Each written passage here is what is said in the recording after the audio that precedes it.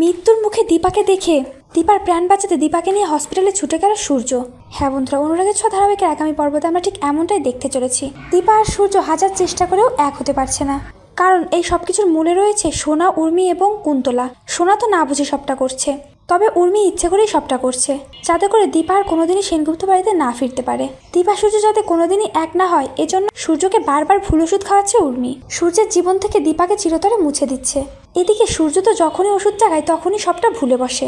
আজকেও ঠিক তাই হলো। সূর্যকে যখন উর্মি ওষুধটা দিল তখনই সূর্য সবটা ভুলে গেল। উর্মি যখন দীপার নামে খারাপ খারাপ কথা বললো তখনই সূর্যের মাথাটা পুরো বিগড়ে গেল। সেও দীপাকে খারাপ ভেবে ছুটে বেরিয়ে যায় আর দীপাকে সামনে পেয়ে দীপাকে গুলি করে দেয়।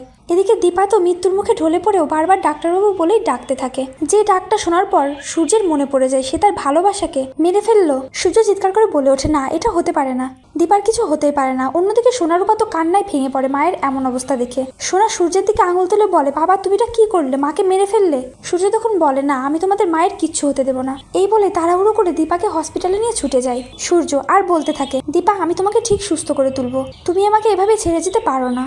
তো বন্ধুরা, দীপাকে মৃত্যুর মুখে দেখে দীপাকে নিয়ে হসপিটালে ছুটে গেল সূর্য। এবার কি সূর্য বাঁচাতে পারবে দীপাকে, নাকি এখানে শেষ হবে দুজনের ভালোবাসা?